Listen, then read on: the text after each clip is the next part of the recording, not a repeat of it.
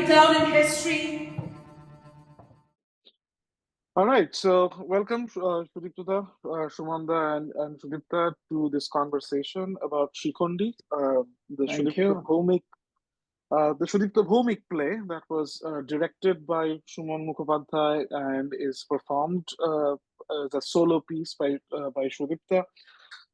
So it's really exciting that we are bringing this show to the Bay Area. I'll get the proceedings underway. My name is Arnab Banerjee. I always forget to do that. We'll get the proceedings underway with a question to Sudipta, the playwright. Sudipta, I know you have had a long-held interest in the Mahabharata. What was your inspiration to isolate this particular episode and make it into a stand-alone play? Yeah, thank you, Arnab, for organizing this and essentially getting us all together to talk about Shikhandi. To answer a question, Shikhandi, Mahabharata in general, as you said, I have a long-term uh, relationship with this particular epic, and I've tried to work with it in several ways, both following the regular narrative as well as sometimes some of the contrarian narratives of Mahabharata. So I worked with it before, but all along, whenever I read Shikhandi, whenever I read Mahabharata, really, the character Shikhandi kind of stood out to me because typically when you consider, to many people, Mahabharata is also considered as a religious text, and in such a text, when you find a character who is what we in the modern term call transgender or falls under the LGBTQ spectrum in some sense, how that character comes into play and plays an important role, a very important role, and it has a long history along the way. And through that character, I also found that it kind of brings out the essential, the lot of questions related to the gender inequality, female oppression in some sense, patriarchy, the way it has evolved around our situation. On the other hand, at the same time, it has also given clues how women and also this LGBTQ people of that era fought against it. Okay, it's their fight against that patriarchy. So that was kind of interesting to me, and that's why I took up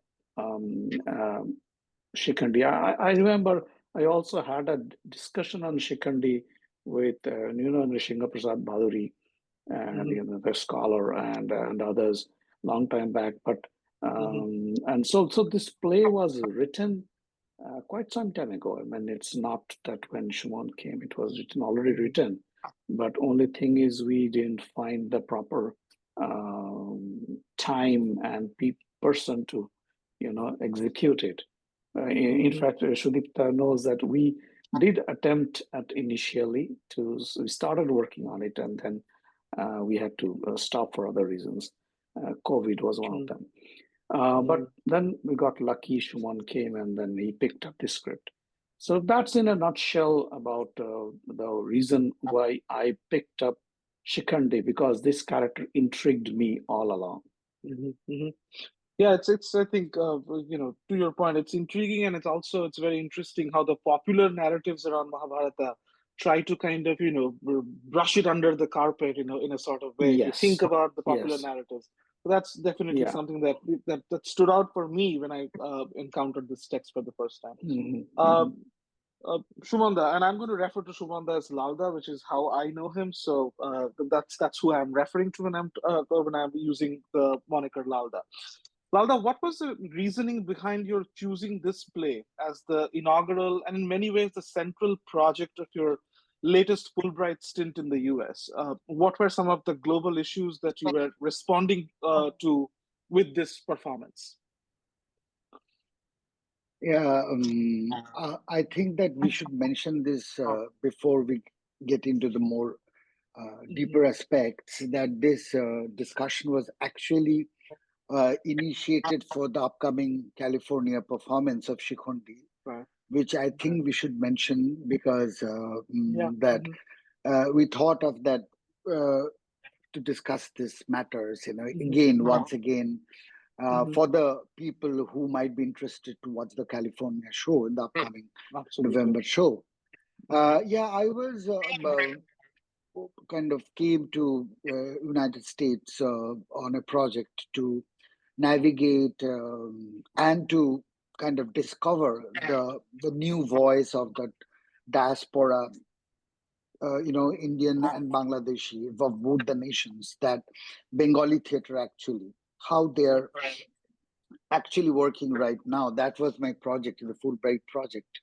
And then I was kind of navigating through, and I was collaborating with ECTA, the group from which the Shikhandi was produced. And Sudipta Bhawmik is one of my collaborators in this project of Fulbright project.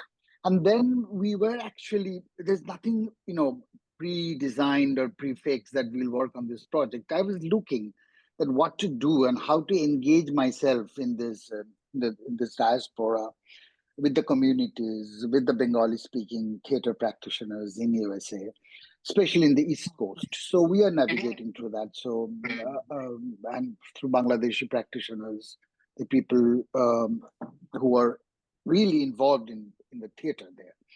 So, so me and Sudipta Bhumik was talking about different things. Then suddenly he said that why don't we do a play together? That's the best way to to get an understanding. So we decided, and he gave me the script, which is basically a audio text or a text for radio play, and then which we need to do a kind of performative out of it. And so, and I when I if you see my trajectory in theater, in my all my artistic works throughout the last 40 years, I have done work which is contemporary, which responds to the contemporary times, which reacts to the contemporary realities and contemporary situation. So when I read Shikhondi, immediately, what, it's not that I'm doing a historical, mythological text. So I am trying to engage myself that what are the issues, what are the politics, which can be and I responded immediately when I reading it. I got the images. I always work on images. The director, that what images actually attracts me. So I got these images: the war, the the patriarchy, the model of how she is fighting out the inner struggles. It is very deep at the psychological level. At the same time, it is very political.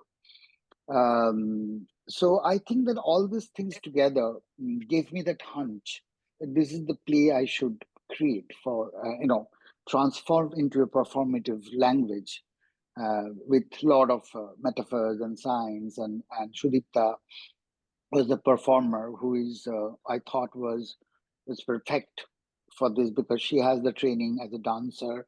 She has already got some experience through working with Sudipta on in a different play.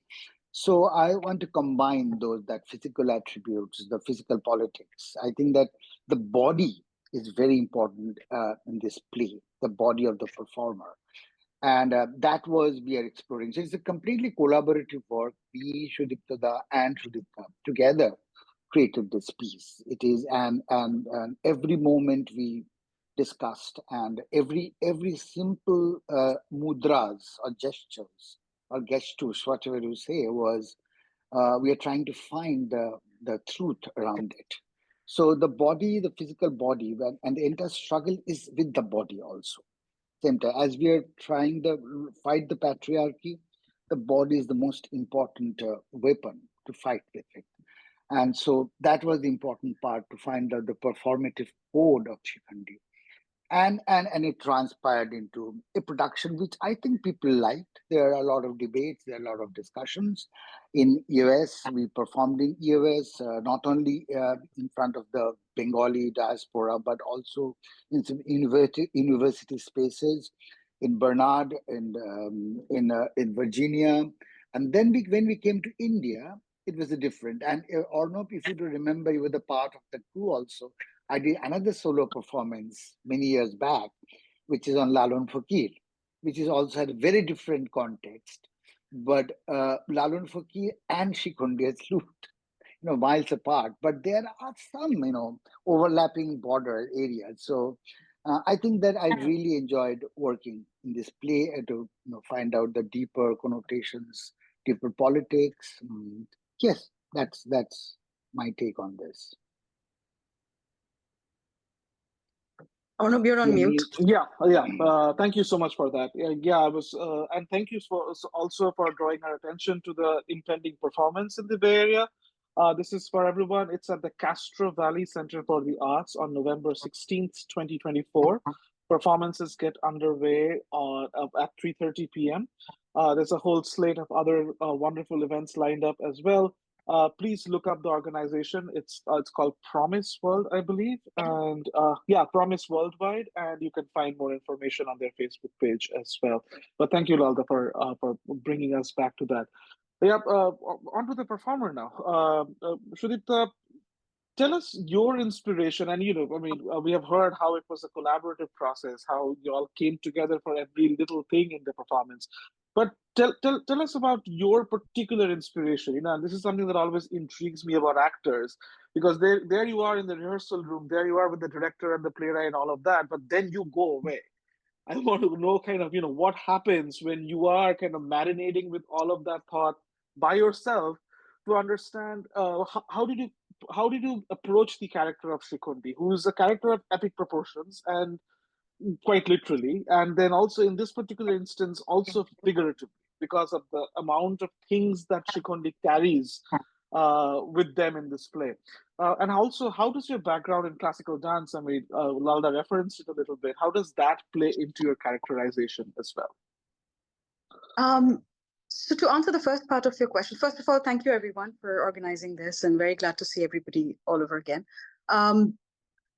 This is coming from my very limited experience, but I think the process of creating the character or whatever performance that you're going to be in starts much before. And for me, as Sudipta said, when I got the script in 2019, it started with reading a lot of text, definitely snippets of Mahabharata, and then incorporating Devdutt Patnaik's Shikhandi, Juganto, Mahashweta Devi's After Kurukshetra, those kind of texts. So there was a lot of different interpretations of the story, and I was trying to get a sense of what are the different characters that come into play, and what are, how this character of Shikhandi in particular is influenced by everybody around them. But come 2022, when Suman came on board with the project, I think the very first directorial instruction he gave me was, do not read anything related to Mahabharata or Shikhandi.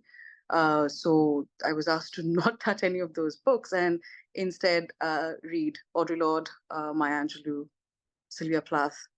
I read a little bit of Sarojini Naidu and Amrita Pritam on the site as well. So that was sort of the textual interference, kind of gaining inspiration from these writers, these poets, people who could put down their surrounding in the pen, to realize, to be very honest, the paradigm of the play, nothing has really much changed. It's very relevant.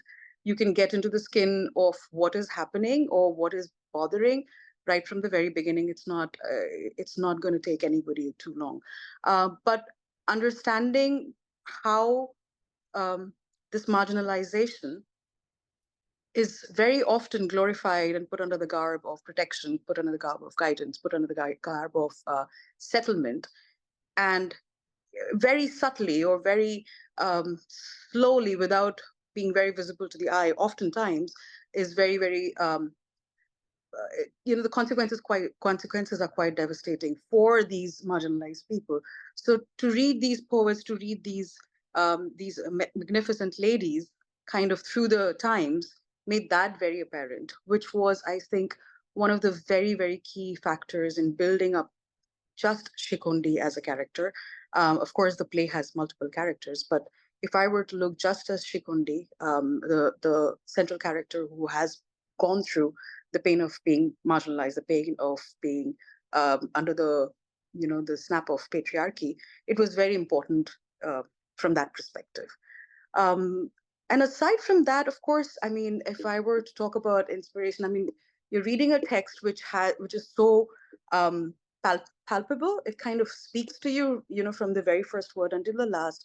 You're working with Suman Mukhopadhyay, who's giving you these imageries, which is amazing. So I think you draw a lot of inspiration from then and there itself. And to answer the second question of yours, how I do have training in classical dancing, and I think it was. I'm very thankful to both my director and playwright for being able to use that in the most, in the most creative possible way and bring it out, because that is something that I am fluent with, and incorporating that in showing what we are actually trying to show through the performance gave me a lot of more tools at my disposal to be able to express what I needed to express at that point of time. So a big part of this play, because it's so physical, was based on the 100 hours of rehearsal that we put in, because to be on stage for that 1 hour, 15 minutes, there was a lot of stamina to be built. And it's a very, very physical play. There's not not even like 15 seconds of being in one place. So the stamina building was a big exercise, which happened during the rehearsal process. The figures, the gestures, the emoting, there was not a lot of changes otherwise, apart from actual changes from within, sort of in emoting what you are. So those were the things which was very important. And that was, I think, some of my background as a dancer definitely did come in handy. And of course, everything else that was going on with it. Thank you so much for that. And I'm going to actually begin the next set of questions with you, Sudipta. And, the question that I have for you is, the journey of this production seems like a dream to me. I mean, coveted performance locations, who's of the cultural fraternity in the audience, petted academic spaces, I mean, you name it, and there you are. And at the same time, as a performer, adjusting to these differences has had to be a challenge, right? So tell us about your strategies of adaptation to these various spaces. And because I have to put you on the spot, which one was your favorite performance of the many that has happened thus far? True, you're very right. It's a very coveted performance.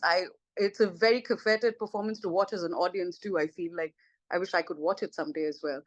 Especially some of the ones, as you said, putting me on the spot, which is my favorite. Yes, there are some I would have loved to be in the audience and seen as well. But that's a very interesting point. So I think this is one of the few plays which is very portable. You can move with it, which is what we did with the play. We went to different spaces. Apart from our first premiere show, everywhere else we had to adapt the show. We had to adapt our blocking. We had to adapt our entry, exit, lights, everything. It had to sort of be, kind of customized to what will give the best visual. And of course, I mean, if we did know about the space from before, Shumon always told me like how I can navigate that. If we went there, we had the conversation then. But I think apart from the presentation of it, what played a very big part after our premiere show was, after every show, we used to have a Q&A session where we could interact with the audience, and they would have some questions for us. We would have our answers for them. There was like an exchange. And every time after that, it invariably left us with some question or some comment or some line that stuck with somebody, some that, one could not very clearly define or relate to, which led us to come back, revise or work more on it and try to find the truth behind it, go, dig deeper into it. So invariably every show, we had improvisations, we had kind of go through different, different modifications to bring out, what we are trying to get to even better.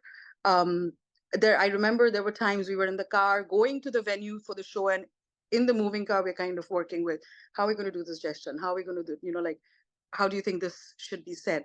And working on that constantly. So, which as a performer, I mean, being here in the community, in the American as per our community theaters, we don't get a chance to perform something over and over and over and over again, which is what happened with Shikhandi. And with all of these modifications, these edits, these improvisations, I feel like it just, as a performer, it only helped me go deeper and deeper into the character and feel more at one with what I'm trying to say.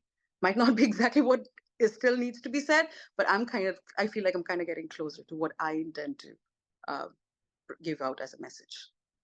That's beautiful. Yeah, I mean, the more you live with a character, I guess it kind of starts growing on you. So that's definitely, I'm sure. Yolanda, this next question is for you, and I want you to comment on the sound design for the production that you worked with your collaborator from Kolkata.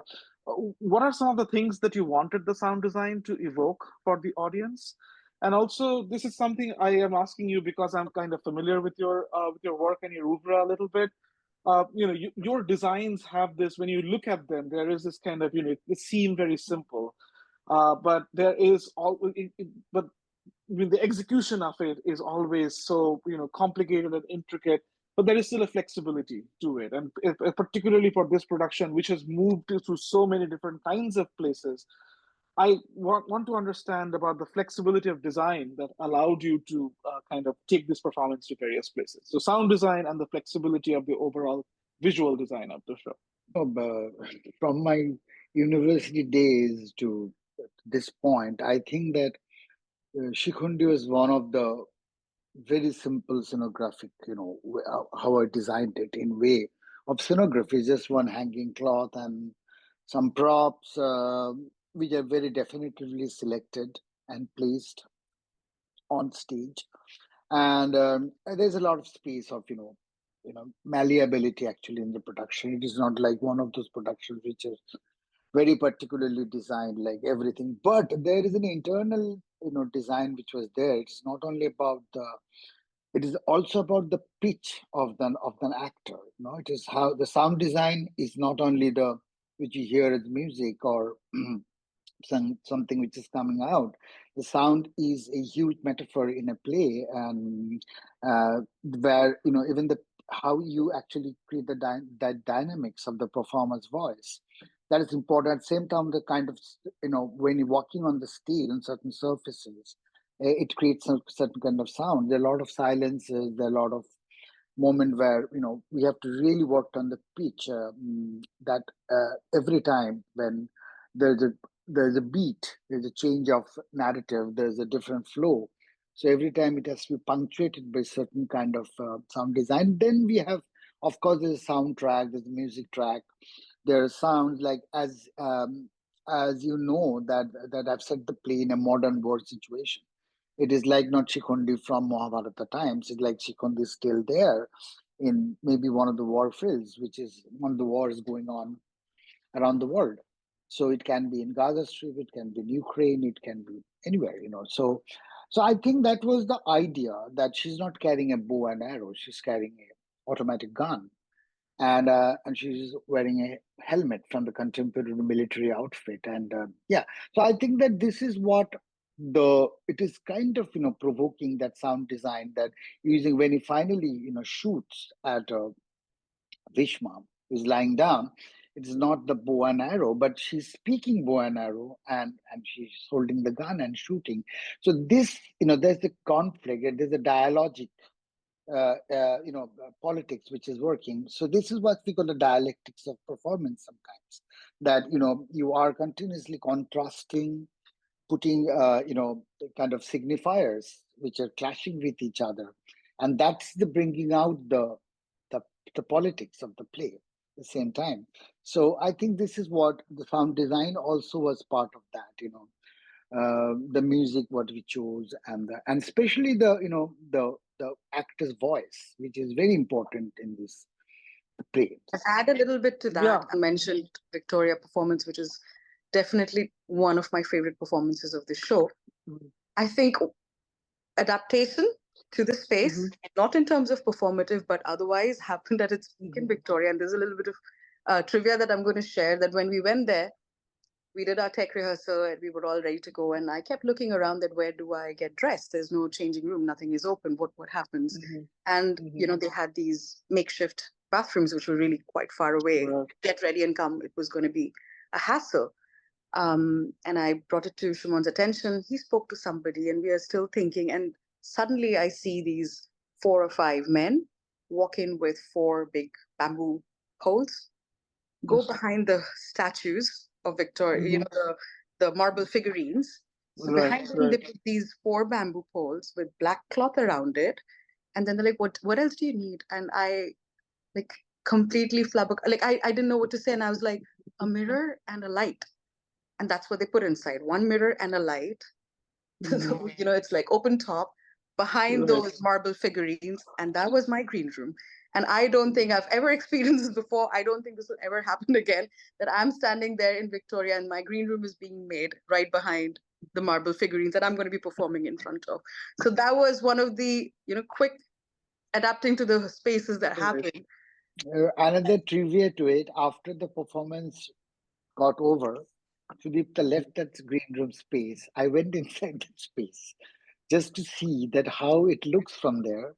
I looked up, and the famous Victorian the fairies are Very there. Yeah. And because Sudipta, it's another performance, and people are going, talking to each other. I just and walked into the space with the mirror and one solitary chair and that black thing, and looked up at the sky, the dome of the Victoria Memorial. It was amazing. So as a performer, I I did that too, understand what Suman. I When mean. I was sitting on that chair and going, what am I doing here? What am I going to do? I saw her too. Lalda, question for you now. There's not a whole lot of theater in India that is happening or has happened in the recent past, which can be put into the under the category of queer theater, like there is in other parts of the world, particularly in the Western parts of the world. We can argue that this is a Western construct.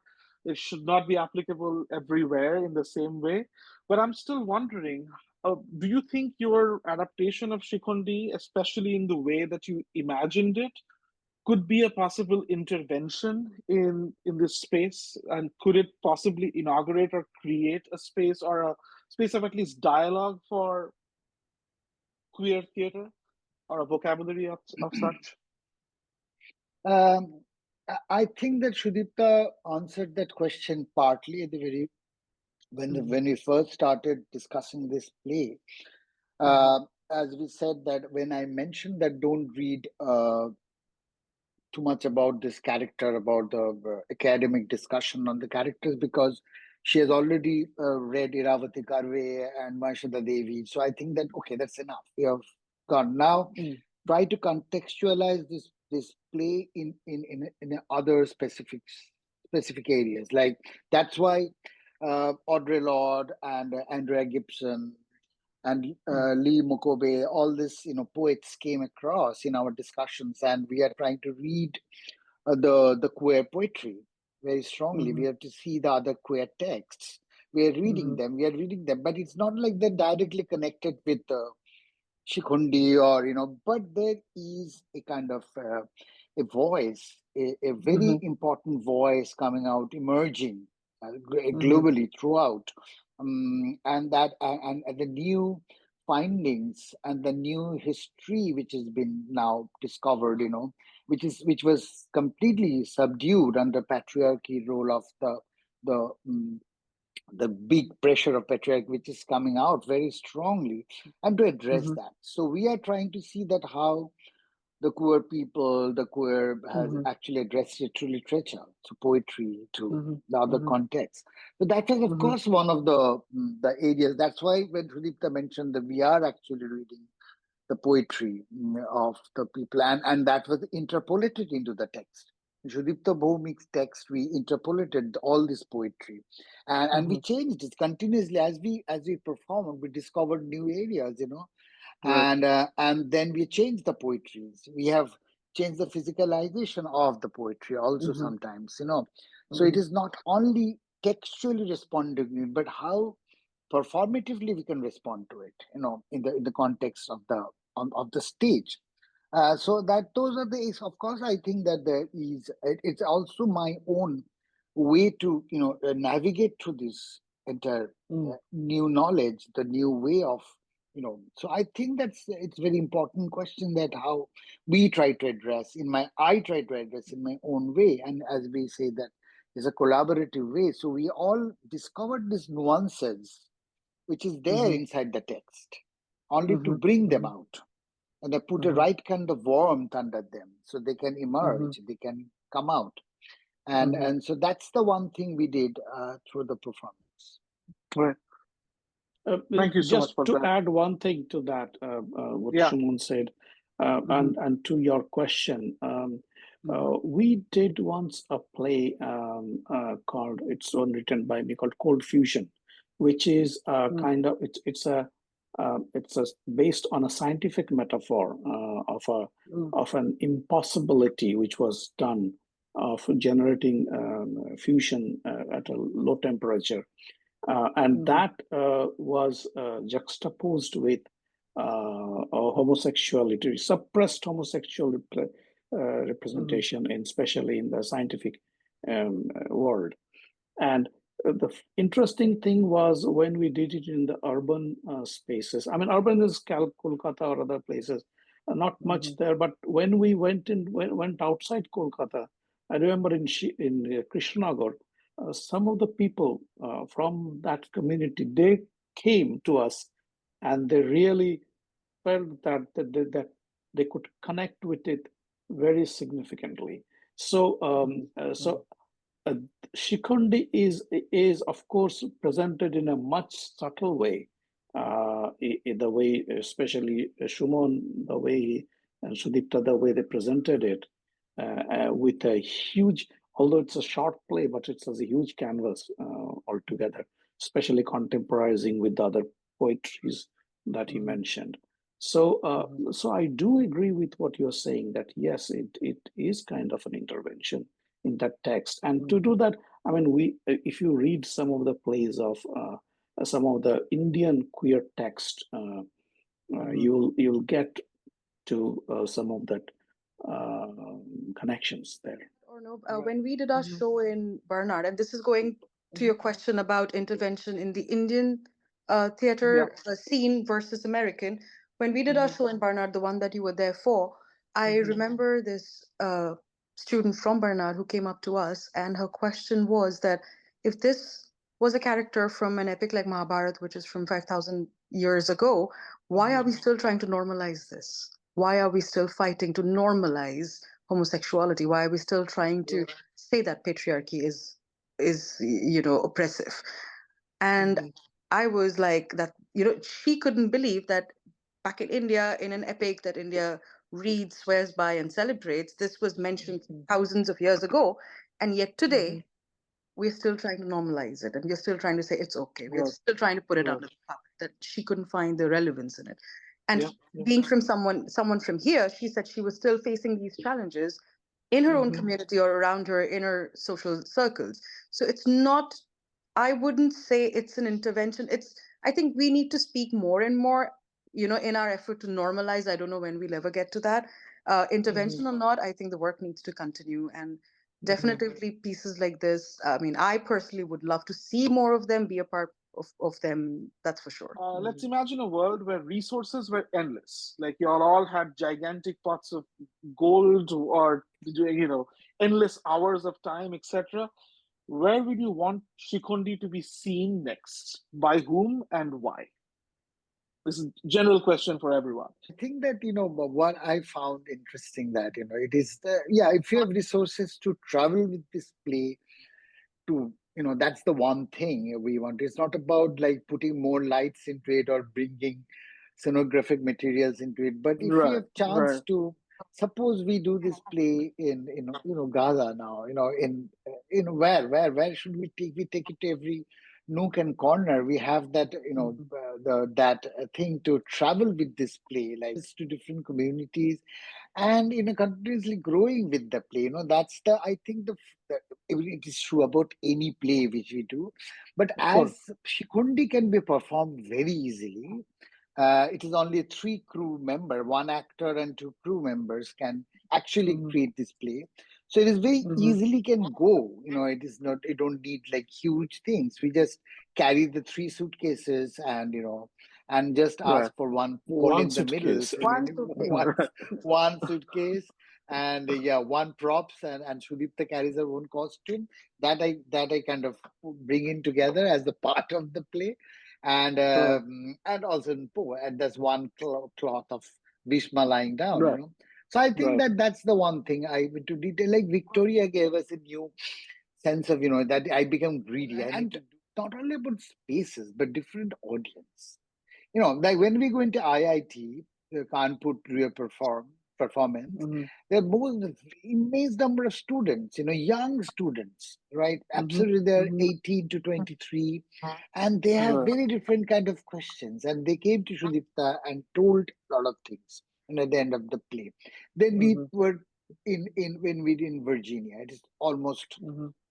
there's no Bengalis or no Indians at all. Right. So and Right. and when in Kolkata, it is completely different. So I think that this is what helps a theater artist grow, and is the privilege of a theater artist. If you have a lot of resources, which is resonates very well with what Shumon said, yes, to be able to do it all around the world, and not Mhm. only in English, but also in other languages, possibly. Okay, so being able to do it in all over the world, in all kinds of venues, from the best of the venues to the worst of the venues, is something that which I would Mhm. like to achieve, Mhm. and possibly do. Or I have a corporate day job. So I have a really Mhm. good money saving policy for us, which is we keep the money and the resources to ourselves. And coming from a line of generational trauma, being raised in India as a child, I would like to show this to the biggest part of my family, relatives, and the community I grew up back home. So I say we keep the money, split it in three ways, keep it between us, and go back home and perform for them and give them a sense of what they've been doing wrong in raising us all this while, which is why we still have to go around with this message and nothing has actually Thank you changed. again so much for being a part of this conversation. Again, just to reiterate and remind people, 16th November 2024, 3:30 p.m. at the Castro Valley Center for the Arts in the Bay Area. That is where this performance can be seen, along with a whole sled and slew of amazing performances and conversations. So y'all should make every effort to be in this space and witness this wonderful performance. Thank you very much, everybody. Thank you, Thank Arnab. you, Arnab. Thank you.